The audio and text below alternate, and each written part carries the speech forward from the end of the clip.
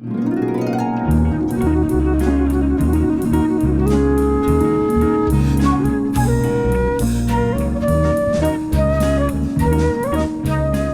to you by way of the not-for-profit Mainframe Studios at 900 Keogh Way in downtown Des Moines, this is 900 Views, a podcast about building community through the arts as we build an arts community.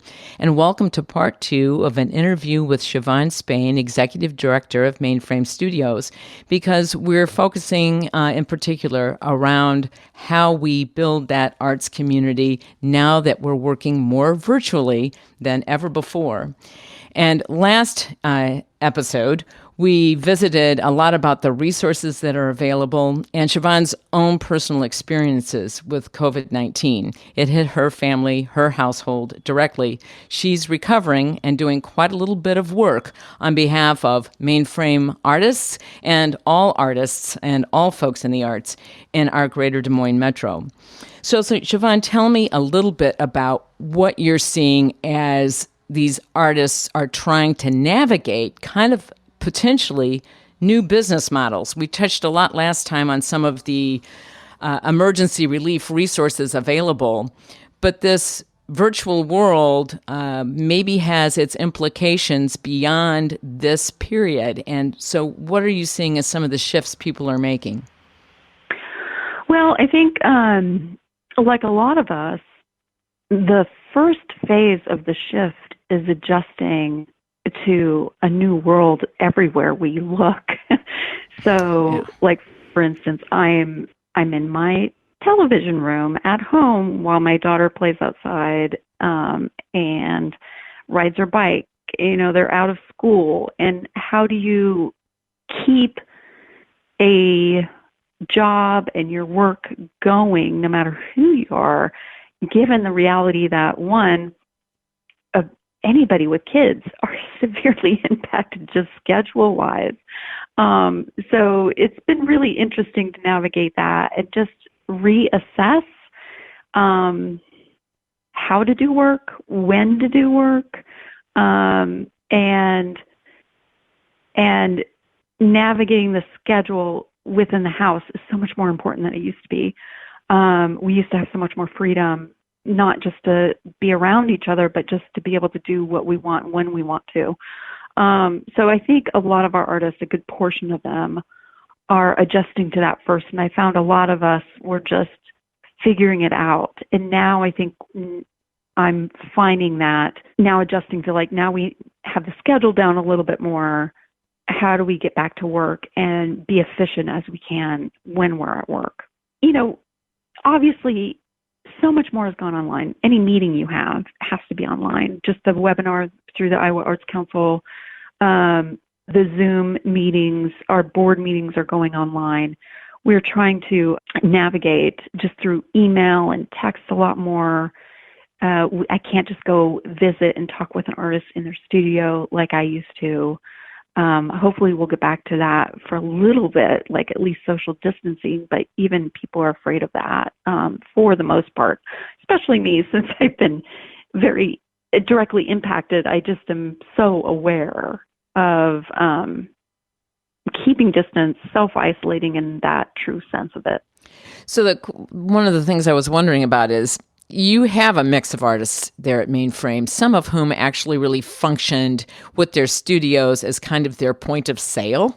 Yes. And the kind of their home base operations with maybe minimal online presence. Mm-hmm. Are they struggling more than those who might have had a more robust online presence before this started?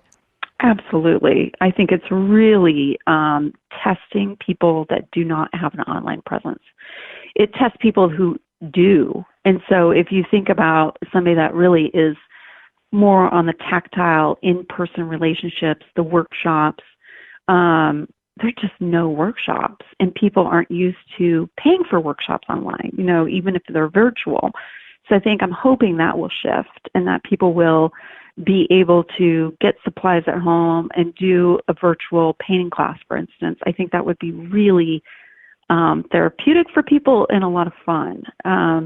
And even people could do it with their kids at home. But so I think it is a gradual shift for people who rely more on in person, just trying to figure out what's right for them.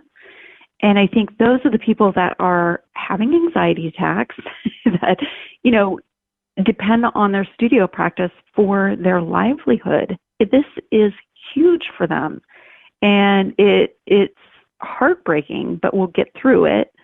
And we're trying to focus our efforts on supporting those artists more, just as far as like advisory, through our relief fund, through seeing how we can promote their work and help them, I guess, brainstorm ideas for how to keep their work viable and getting the word out about our artists. So we're certainly shifting from focusing on our events to focusing on promoting our individual artists. So that's, as far as Mainframe goes, one of the aspects that we're shifting as well. So thinking about this virtual community piece here, both the virtual arts community, which you've kind of referred to already by virtue of the different kinds of meetings that you're having to go online with and those kinds of interactions and their need to get their business models more online and, just navigate that kind of space. Talk to me about the audience. These folks, like myself, who used to go to First Friday.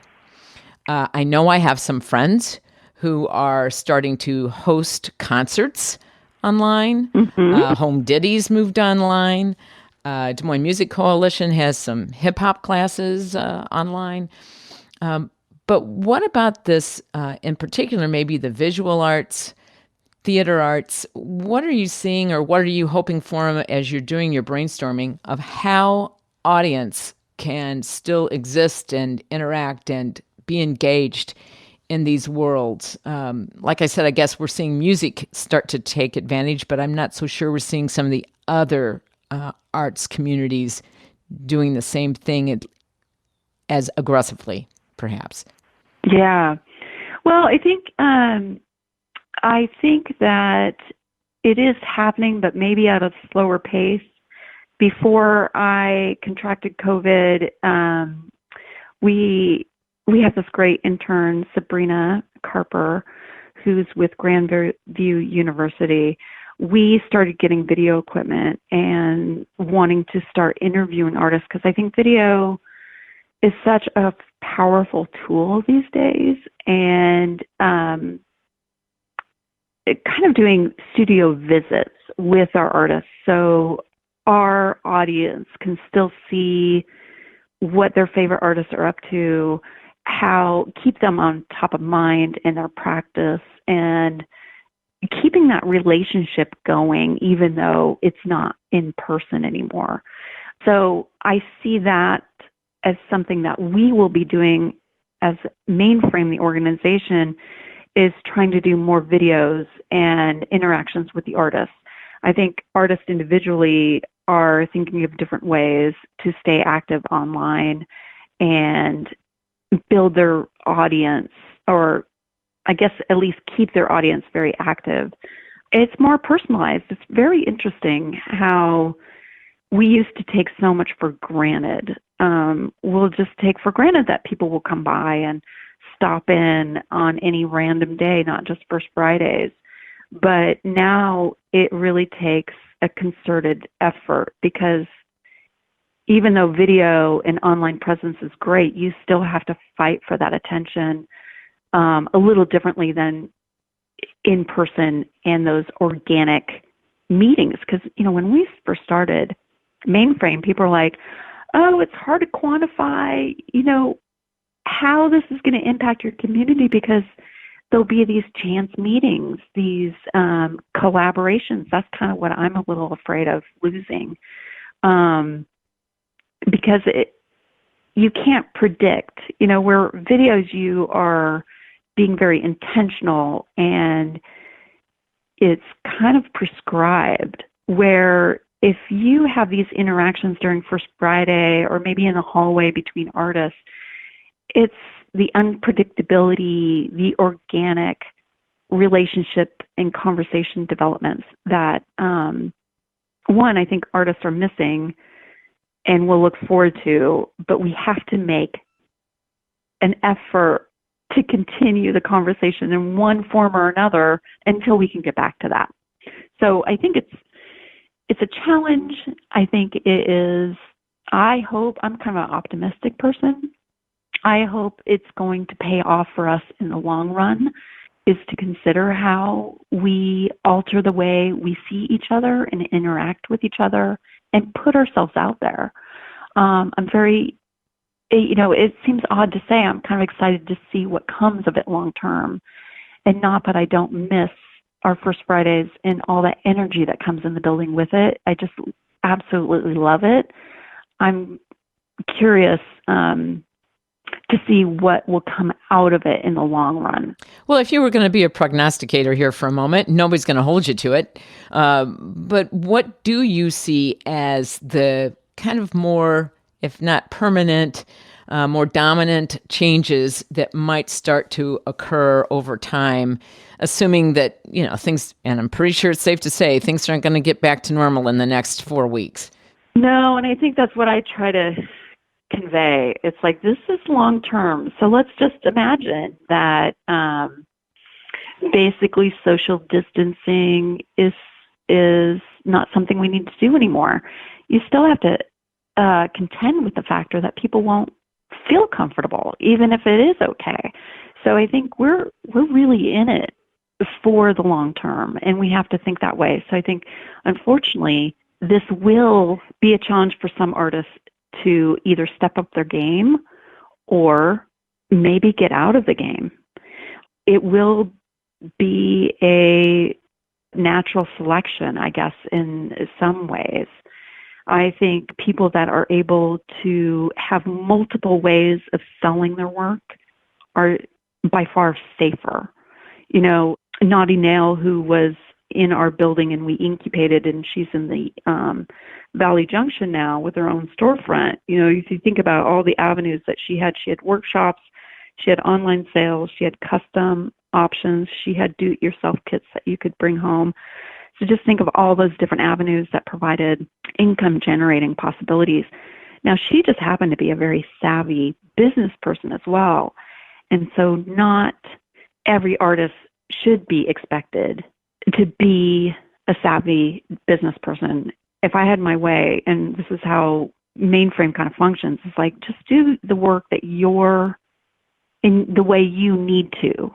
Artists work so many different ways, and and that's the beauty of it, and that's where their inspiration and their creativity comes from. So you can't put a definition on how that happens. But if people aren't that savvy, I'm hoping agents for art will step up more. It's something that I think Des Moines has been lacking, and I think it's slowly starting. So agents mean gallery owners, independent art curators or consultants, store owners that could sell work on behalf of our artists. Just more outlets for our artists to be able to reach a broader audience. So I'm hoping that the people that can't do the business side, they can partner and find resources that help them make up the difference, if that makes sense. Well, you answered the question before I asked it. I was about to say, well, is this an opportunity? So that as opposed to, natural selection, which I realize some of that will occur, but might there in fact be a role? And you're basically saying, yes, we need to step up our game with the agents and the representatives to help folks whose main job is to produce powerful art. Yeah, I think, for instance, people that do have that business savvy instinct, what if they were able to not just sell their own work, but other works of other artists and pair with them? Any kind of online store, if they could think about how to expand their inventory. And, we have so many artists from different walks of life that do so many different things. We have kids' clothing, Biddy Buttons. She does a wonderful job in just producing such awesome pieces of clothing for kids through, I think she goes through size 8. And we have people that do fine art, obviously. We have artists that do fashion and pottery, so ceramic pieces that are functional, but also sculptural. I think the ways that we are able to expand how artists reach their audience is going to be key right now. So not just virtual as far as them themselves getting online, but how do they connect with other people that are really good at it? Some things that I've been watching on Instagram has been exciting as far as visual artists go. They have these offers, for instance, that say, hey, send me a photo that you want me to paint, and you can buy it online, this, custom piece. And then if you want to add a frame on top of it, we can do that. They've sold out in the artists that I've been following. Ben Shu has been doing things like that. He can't really safely work out of his studio at Mainframe. So he's been at home, and his sales have dropped dramatically. Jesse Bogenreef, he's selling glass eggs and trying to reach people in a different way, because foot traffic for him was just paramount. So we're finding that, trying to brainstorm ideas for him to get other people thinking about how they can help pick up the slack and help represent him. I think that would be an awesome opportunity.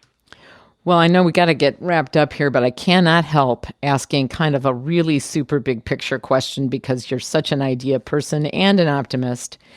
And I think it would be fair to say that one of the things that this COVID-19 has really revealed, if people were not fully aware of it before, is just this great economic disparity that we have in our country right now, and that it's really hitting gig workers, artists, freelancers, contract people so particularly hard.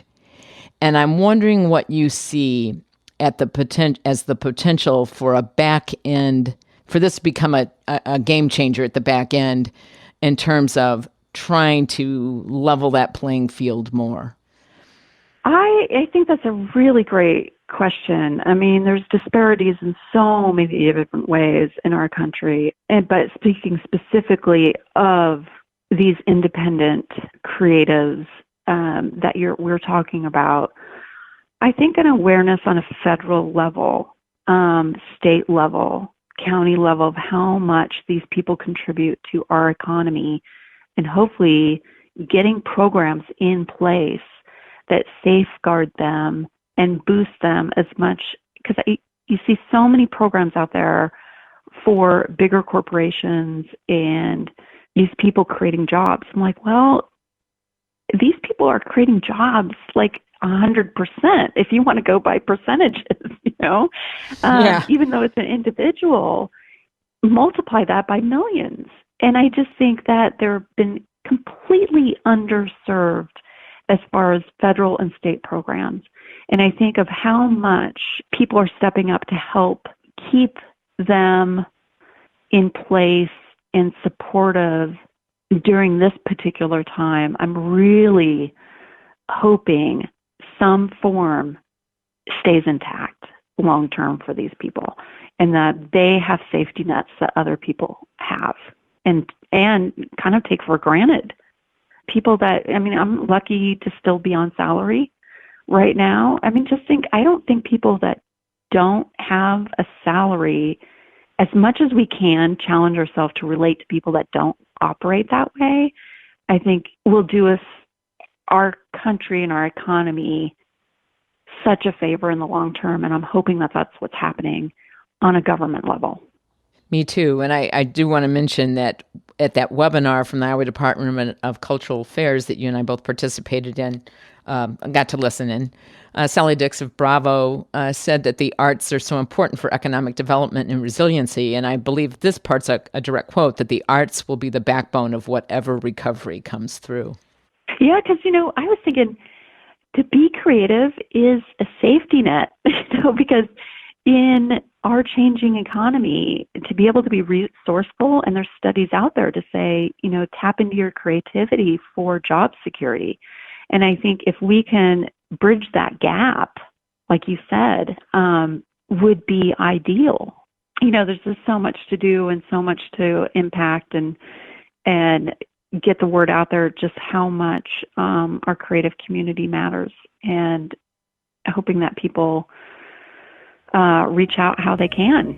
Well, I would encourage folks to go to the Mainframe website and click on the GoFundMe page piece so that you get an opportunity to donate directly to these Mainframe artists that for a couple of years now here we've been enjoying their work the first Friday of every month at a minimum, and now they kind of need us as we need them. As a reminder, that website address is mainframestudios.org.